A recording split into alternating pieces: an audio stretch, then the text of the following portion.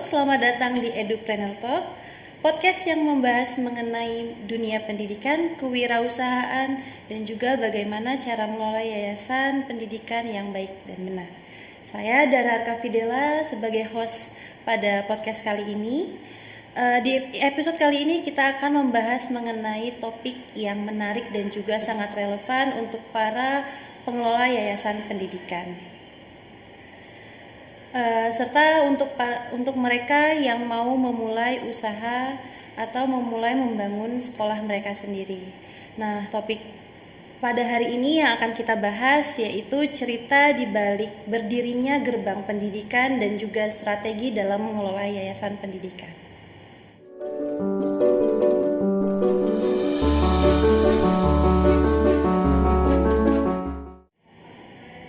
Dalam mengelola yayasan pendidikan tentu itu bukan suatu hal yang mudah, melainkan tujuan kita untuk mencerdaskan anak bangsa dan juga memberikan kontribusi nyata pada dunia pendidikan. Untuk episode kali ini kita akan membahas beberapa strategi dalam mengelola yayasan pendidikan agar dapat terus berkembang dan juga bisa membantu kita dalam meningkatkan mutu pendidikan di Indonesia. Nah, penasaran? Yuk kita langsung saja sambut narasumber kita, Ibu Dwi Ade Oktarini sebagai seorang pendiri Yayasan Pendidikan Khadafi Zapip Ramadan Ahmad yang telah menjalani perjalanan panjangnya sampai dengan hari ini. Selamat datang Ibu Dwi Ade. Terima kasih Mbak Dara atas undangannya dan terima kasih sudah diberikan kesempatan untuk bergabung di podcast Mbak Dara yang luar biasa ini. Oke. Sebelum kita masuk nih Bu ke pembahasan, boleh Ibu ceritakan terlebih dahulu bagaimana latar belakang Ibu dan juga bagaimana cerita di balik berdirinya yayasan yang Ibu bangun. Oh ya, saya mulai berkecimpung di dunia pendidikan. Saya di pendidikan usia dini Mbak, lebih fokus ke anak-anak usia dini itu sejak tahun 2012. Sebenarnya tidak sengaja masuknya nyemplung ya Mbak, kalau kata anak muda sekarang nggak sengaja nyemplung karena basic dasarnya saya adalah orang ekonomi.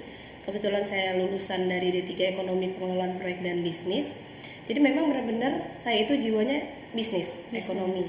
Lalu di sekitar awal tahun 2012 berhenti dari pekerjaan, tapi karena kita ibu milenial menurut saya yang kayaknya nggak enak juga kalau berdiam diri di rumah tanpa aktivitas, karena aktivitas itu menurut saya pekerjaan bukan hanya orientasinya hanya duit saja, hanya materi, tapi lebih ke pengalaman dan mengupgrade diri. Dengan kita bertemu banyak orang, maka kita akan mendapatkan banyak informasi yang bisa kita saring, yang baik kita terapkan dalam hidup kita. Lalu di awal tahun 2011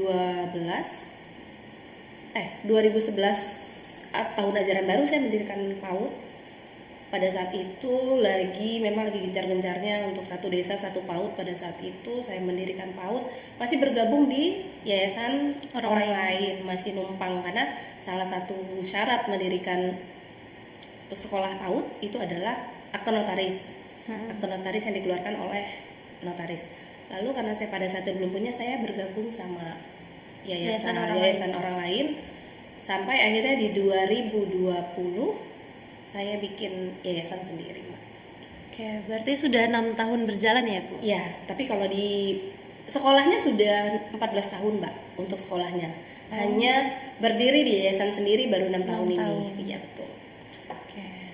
Nah, untuk yayasan atau sekolah yang Ibu bangun ini itu berfokus kemana? Apakah hanya ke PAUD saja atau bagaimana? Ini bentuknya yayasan pendidikan, Mbak. Tentunya pendidikan mencakup semuanya. Untuk saat ini concern saya masih di PAUD karena mengingat membuat sekolahan ke jenjang yang lebih tinggi juga membutuhkan dana yang tidak sedikit. Tapi sangat besar cita-cita saya mewujudkan nanti ada semua jenjang dalam yayasan pendidikan yang saya punya. Bahkan saya berencana sebenarnya sih sebelum saya membuat jenjang SD, SMP dan selanjutnya, saya lebih tertarik untuk buka dulu di PKBM. Karena untuk mengcover kebetulan di tempat tinggal saya, di desa saya banyak orang-orang yang putus sekolah, Mbak. Jadi dengan jalur PKBM nanti mereka bisa mengikuti program kesetaraan gitu. Ya. Untuk sekolahnya sudah berdiri berapa Bu? 1 atau 2 atau Kalau lebih? sekolah kebetulan ada 2 di desa saya, dua-duanya di desa Dua-duanya. yang sama, hanya di beda dusun. Ada 2 sekolahnya Mbak, semuanya kelompok bermain. Seperti itu. Semoga kedepannya yayasan Ibu bisa terus bertambah lagi Amin, ya. Allahumma amin. Semoga ada donatur-donatur yang, Iya. yang berlapang hati menyedekahkan sedikit rezekinya untuk dunia pendidikan kita. Iya. Untuk membedakan Ibu antara kelompok bermain Ibu dengan kelompok bermain yang lain itu seperti apa? Apa karakteristik utama dari kelompok bermain Ibu? Karakter gini Mbak, sebenarnya berdasarkan lingkungan ya Mbak. Kalau kurikulum tentu kita mengacu tetap pada kurikulum yang dikeluarkan oleh pemerintah, oleh Kemendikbudrismen, kurikulum Merdeka. Nah, karena kurikulum Merdeka itu kita juga bisa mengeksplor dengan lingkungan lokal. Aku lebih fokus ke bahan alam. Jadi anak-anak belajar dengan lebih banyak menggunakan bahan alam. Karena daerah rumah kami itu pesisir pantai, jadi anak-anak bisa bermain dengan kerang, batu apung, pasir, atau kita bawa anak-anak langsung terjun ke sawah. Yang harganya itu mahal kalau di kota Mbak. Iya, karena nggak ada. Gitu, jadi tetap menggunakan bahan sekitar Mbak. Lebih fokus ke lokal. Lokal.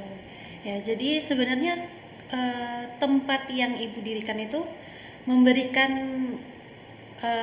keuntungan tersendiri gitu ya Bu ya? Iya, itu memang semua itu Allah tahu Mbak. Allah Maha Adil ya. Karena kalau kami di kota, kami akan mahal mendapatkan fasilitas-fasilitas alam yang seperti itu. Kami berdiri lokasi tempat tinggal kami di kaki Gunung Raja Basa, di depannya pesisir pantai. Yang kalau di kota itu harganya mahal, karena kami di desa dengan perekonomian yang terbatas juga, maka Allah kasih yang gratis buat kami. Jadi guru-gurunya sekalian refreshing, sekalian juga mendidik Yes, anak-anak. betul sekali. Oke. Nah, untuk tantangan terbesar Ibu dalam mendirikan sekolah itu apa Bu? Tantangan awalnya gini Mbak, tidak semua warga desa itu paham dengan pentingnya pendidikan anak usia dini. Harusnya, karena itu sebenarnya pondasi ya Mbak, pondasi awal pendidikan, golden age. Iya. Usia-usia emas di mana anak merekam semua kejadian itu yang akan teringat tanpa mereka sampai dewasa kelak. Mereka belum berpikir, masyarakat desa pada umumnya belum berpikir bahwa itu penting. Mereka hanya berpikir sekolah itu SD, SMP, SMA. PAUD itu hanya tepuk-tepuk, nyanyi, Bermain. lari-lari. Padahal memang anak usia dini itu kan belajarnya dengan bermain, enggak dengan 1+1=2 di papan tulis, enggak. Mereka bisa pakai media apapun untuk belajar. Bahkan dari satu wortel aja kita bisa banyak mengembangkan wortel. Warnanya apa? Orange. Dari warna sudah kena bahasanya. Lalu wortel itu buah atau sayur. Wortel itu ada berapa huruf? Hurufnya apa aja? Ada berapa jumlah hurufnya? Itu udah kena, mencakup semuanya. Sistem pembelajaran PAUD memang sambil bermain, nggak bisa hanya duduk diam. Makanya mungkin Mbak Dara sering melihat anak-anak usia dini itu nggak ada yang klasikal, semua menghadap ke depan biasanya berkelompok gitu, karena memang fokusnya belajarnya sambil bermain. Tantangannya ya kita harus mengedukasi Mbak, mengedukasi warga tentang pentingnya pendidikan usia dini, lalu kita juga menggandeng aparat desa untuk turut serta mengedukasi masyarakatnya.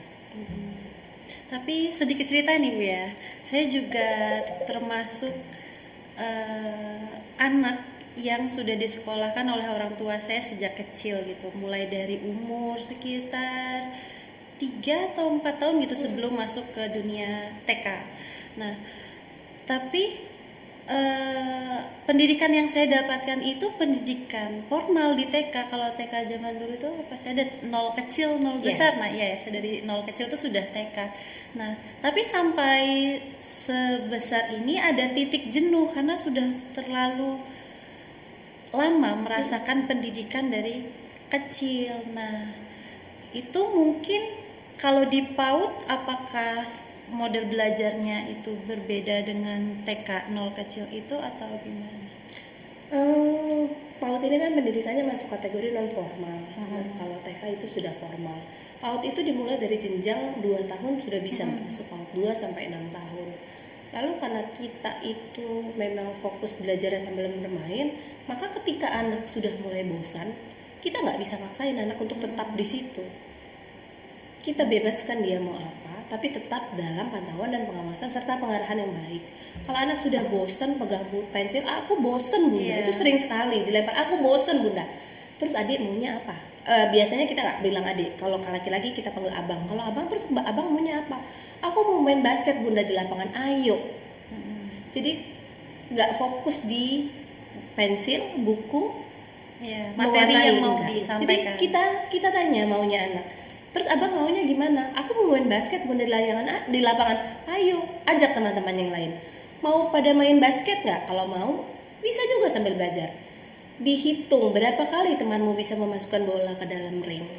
Gitu. Jadi nggak melulu belajar anak PAUD itu di meja, pegang pulpen, pensil, dan kertas. Jadi itu untuk meningkatkan minat mereka dulu gitu. Setidaknya mengajarkan mereka mencintai dulu apa yang mereka menyukai lakukan. Ketika mereka sudah menyukai yang mereka lakukan, mereka akan lebih fun, lebih senang melaksanakannya. Mungkin itu salah satu miss yang dulu saya rasakan. Makanya sampai sejauh ini saya capek udah masa sekolahnya sampai 14 tahun sih gitu kan, masa saya harus sekolah terus.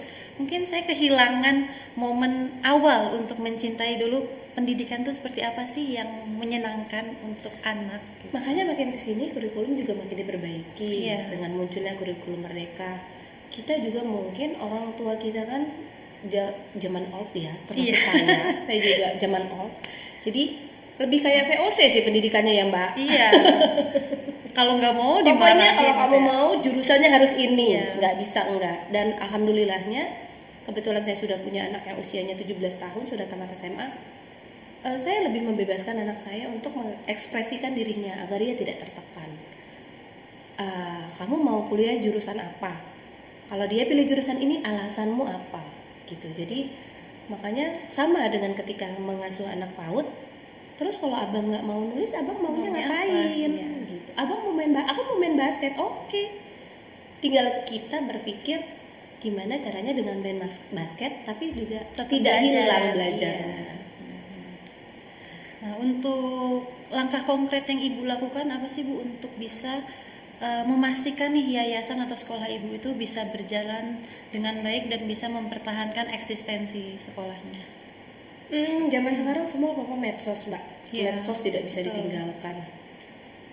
WA, status WA, Facebook, karena kami di desa orang belum kenal IG mbak, masih Facebook masih banyak. Tapi tetap dengan pendekatan individual, personal, ngobrol secara langsung. Karena nggak semua orang juga aktif media sosial ya mbak. Jadi sembari beli sayur, sembari menawarkan, oh iya ini anaknya umurnya berapa, sudah usia bisa PAUD, nanti mau main ya ke PAUD bunda. Lalu yang terakhir adalah upaya saya sudah beberapa tahun terakhir ini, saya minta posyandu itu di sekolahanku mbak.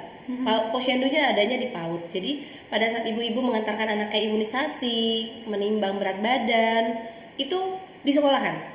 Orang tua akan melihat proses pembelajaran, bagaimana anak-anak bermain, fasilitasnya apa.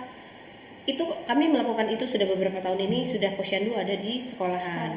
Lalu setiap hari-hari besar, misalnya Hari Kartini atau Sumpah Pemuda, 17 Agustus, perayaan HUT RI, itu kami pakai pakaian adat, upacara dulu di sekolah dengan pakaian adat.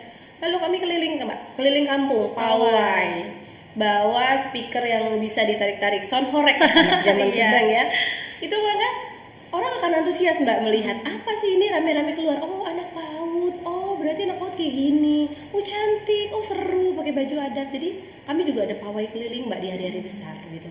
Jadi masyarakat juga secara tidak langsung yang tidak pernah tahu jadi tahu dengan melihat anak-anak PAUD yang ikut keliling sama kami guru-guru gitu. Seru juga ya bu ya. Jadi menambah minat anak-anak juga sebenarnya. Iya betul, karena pasti mereka seneng ya melihat tuh temennya. Iya, aku pengen ikut kayak dia gitu ya. Iya gitu. Tapi tips yang bagus juga sih untuk bisa mengajak aparat desa untuk melaksanakan kegiatan di sekolah Ibu. Promosi gratis lah ya. Oh iya, jadi Bisa kami dibilang. juga ada kunjungan Mbak, seperti ada materi, tema, kalau di PAUD namanya tema, itu tema profesi. Kami akan berkunjung, misalnya kami berkunjung ke kantor aparat desa, ke kantor desa. Nanti anak-anak diajak berkeliling tentang aparat desa, ini kepala desa, ini segala macam. Atau kami ke damkar, kami ke kantor polisi, kami ke puskesmas. Jadi nanti kan ibu-ibu atau anak-anak tuh setelah pulang dari kegiatan akan bercerita ke Bercerita, ya. teman-temannya. Memanfaatkan promosi tanpa biaya sebenarnya. Itu langkah yang bisa ditiru sih untuk teman-teman semua. Iya. Untuk bisa memulai bisnis mereka juga. Untuk sekarang ini kan kita era digital tuh sangat kuat sekali ya Bu Iya. pengaruhnya. Nah, seberapa efektif sih Bu untuk media sosial itu dalam mempromosikan sekolah yang Ibu buat, atau Ibu bagaimana cara mempromosikannya gitu? Media sosial itu efektif sekali Mbak, sangat berpengaruh ke kita aja. Kalau teman kita jualan posting, Iya. sangat berpengaruh. Jadi setiap kegiatan kami di sekolah itu akan dipost. Kami membuat akun media sosial khusus untuk sekolah kami dengan nama sekolah kami, Facebook, IG, TikTok yang sekarang lagi tren. Jadi setiap ada kegiatan apapun itu, kamu kegiatan indoor, kegiatan outdoor, karena sesekali kami ada kegiatan di luar kelas, itu selalu kami posting.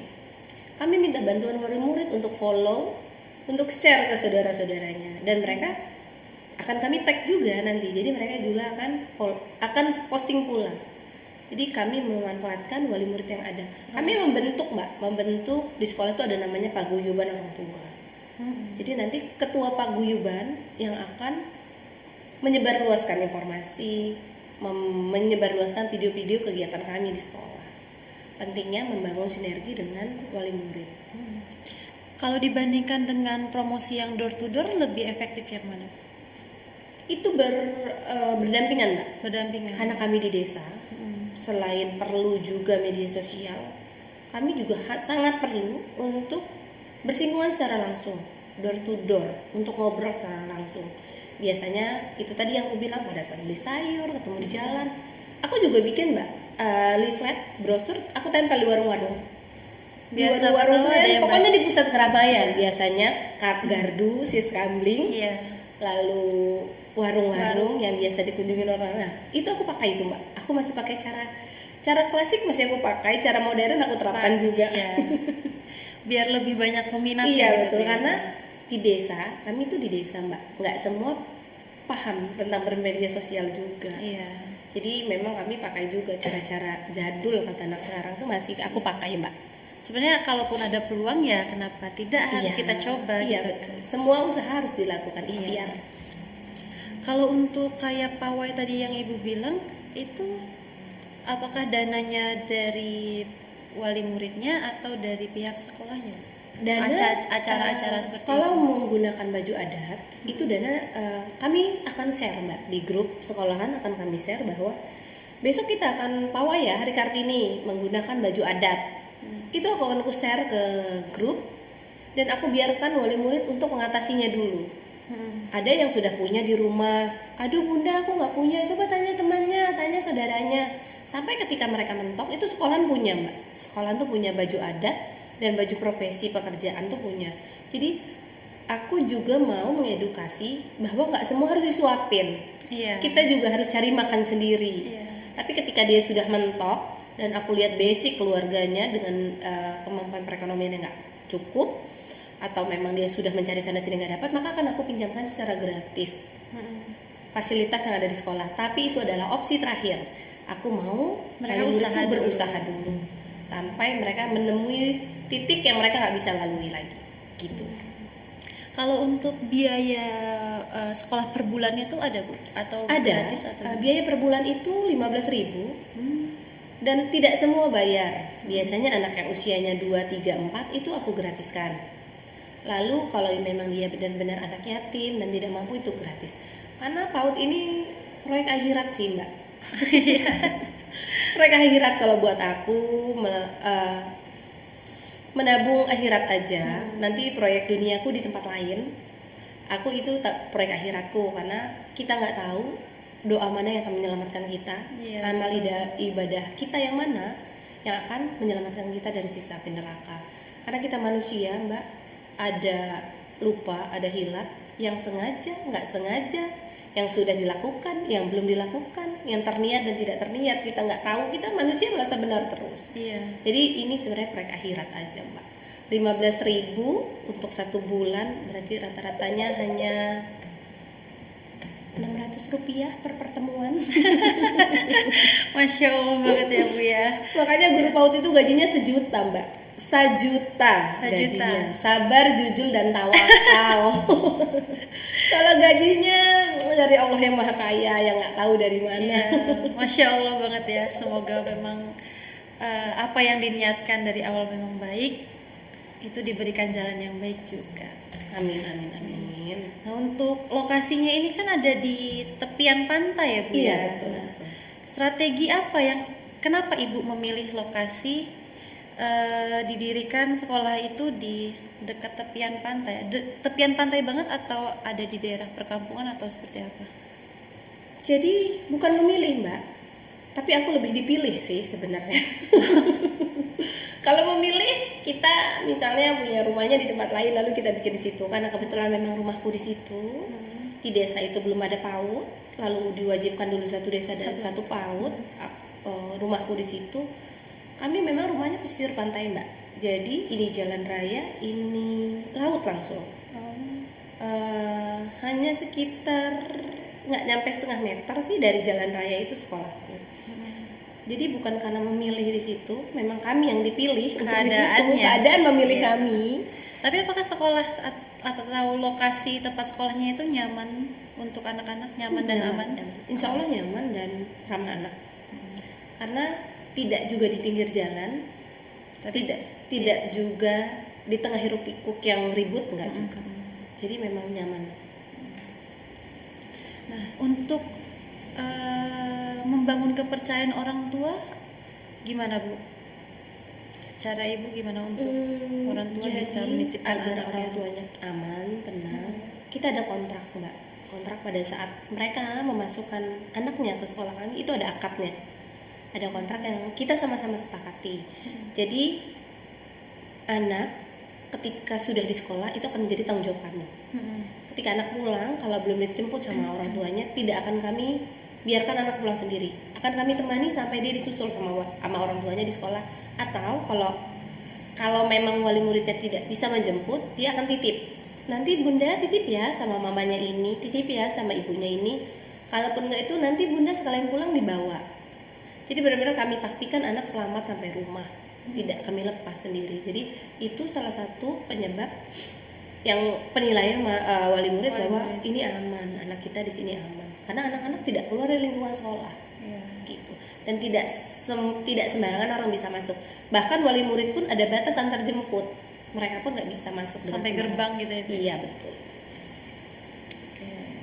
Nah, tadi Ibu di awal kan membahas mengenai modal ya untuk membangun sekolah di tingkat yang selanjutnya seperti SD, SMP dan lain sebagainya.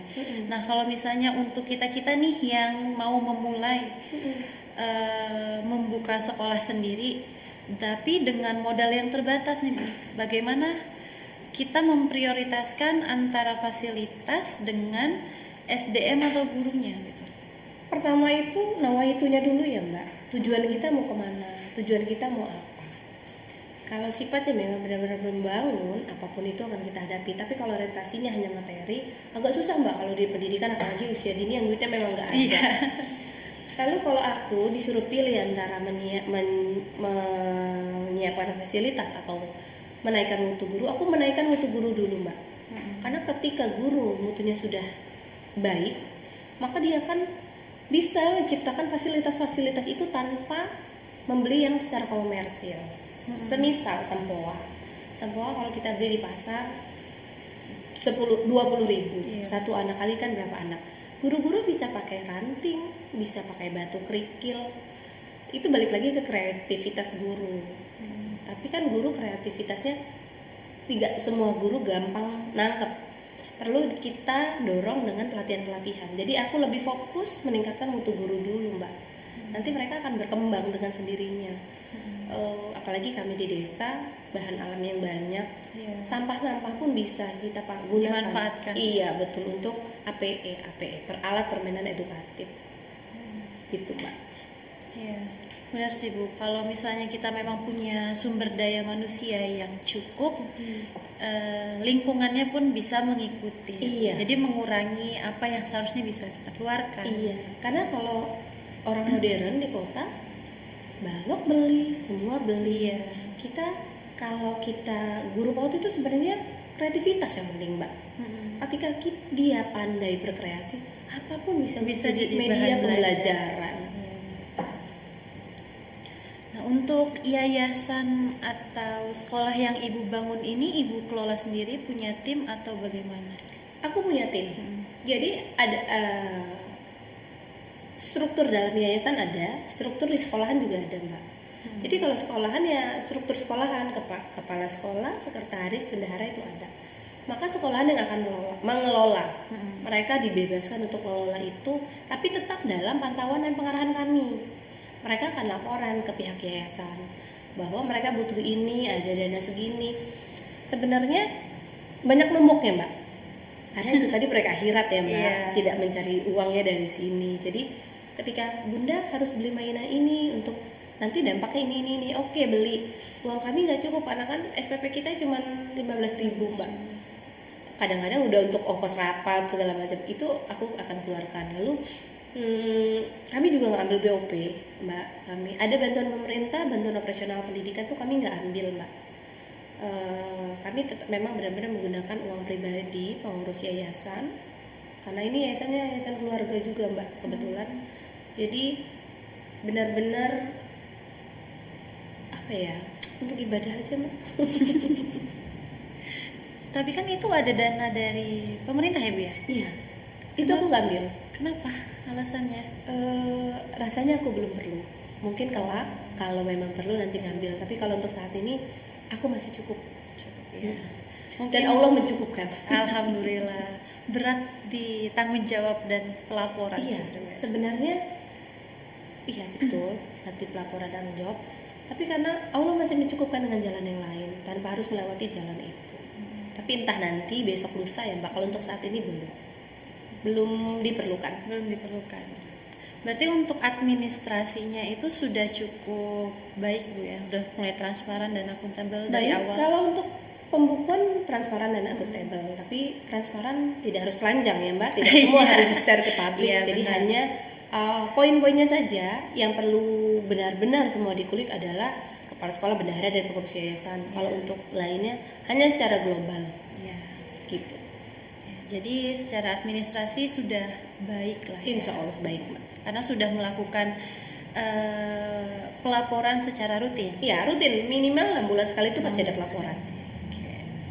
Nah untuk Ibu nih sebagai pemilik yayasan atau pendiri yayasan, kesalahan paling umum apa sih yang pernah terjadi atau sering terjadi gitu bagi pemula, dan bagaimana cara kita mengatasinya? Kesalahan sampai saat ini karena saya manusia Mbak. Iya. Salah. Saya manusia yang nggak pernah salah menurut saya. Kalau sampai saat ini belum menemukan kendala, belum menemukan kesalahan, baik kesalahan yayasan atau kesalahan dari pengelolaan guru-guru di sekolah. Sampai saat ini kami sangat bersinergi dengan baik. Jadi belum menemukan masalah-masalah berat dan berarti. Semuanya masih bisa kita atasi dan rasanya masih aman terkendali. Sejak awal berdiri? Yes. Betul sekali. Mungkin karena memang niat dari awal Ibu adalah untuk ibadah, jadinya diberikan kelancaran sama Allah dan diberikan juga rezeki yang cukup untuk mengelola sekolah yang Ibu buat. Cukup rezeki yang Mbak Dara tadi bilang, rezeki yang cukup, ya cukup, sangat cukup, karena Allah memberi kita sesuai kebutuhan, bukan kemauan, bukan keinginan, semua berdasarkan apa yang menurut Allah kita butuhkan. Oke. Nah ini Bu, kita masuk ke sesi yang terakhir. Saya mau minta nih pesan dari Ibu sebagai pendiri yayasan untuk para teman-teman kita nih yang mau memulai mendirikan sekolahnya sendiri. Apa sih yang harus dipertimbangkan sebelum membuka yayasan atau sekolah? Yang harus dipertimbangkan yang pertama adalah keinginan yang kuat dulu, Mbak. Jangan takut melangkah, jangan pernah takut memulai langkah untuk tujuan yang besar dan hebat. Itu yang pertama. Kalau kita sudah takut, semuanya tidak akan berjalan dengan baik. Yang kedua, tenang. Kuncinya hanya satu, tenang. Tenang bahwa Allah akan membantu kita, Allah akan memenuhi semua kebutuhan kita. Kuncinya hanya tenang. Kalau kita nggak tenang, semua nggak akan berjalan dengan baik. Cukup dengan tenang, bismillah, dengan nama itu yang baik, semua akan berjalan dengan lancar. Saya aja kalau mengukur kemampuan diri saya mungkin nggak bisa, Mbak, sampai di titik ini. Guru PAUD, upgrade pendidikan ke jenjang yang lebih tinggi, itu nggak ada. Semua mengalir begitu saja dengan ketenangan saya, dan alhamdulillah Allah cukupkan semuanya. Alhamdulillah, Masya Allah. Kita mendapatkan pelajaran yang begitu berharga ya untuk kita semua. Apapun yang akan kita lakukan itu bermula dari niat yang baik, dan Allah pasti akan membukakan jalan yang terbaik juga untuk kita. Terima kasih banyak Ibu Dwi atas wawasan yang sangat bermanfaat dan juga sangat inspiratif ini buat semua Gen Z. Iya. Para kaum milenial, semoga bermanfaat bahwa semuanya berawal dari niat yang baik. Iya, Masya Allah sekali. Semoga para teman-teman yang menonton podcast pada hari ini bisa menginspirasi dan juga memberikan dampak yang baik untuk kita semua di dunia pendidikan. Terima kasih atas perhatiannya. Terima kasih juga untuk para penonton yang sudah setia menonton podcast ini sampai dengan akhir. Kami akhiri. Selamat jumpa.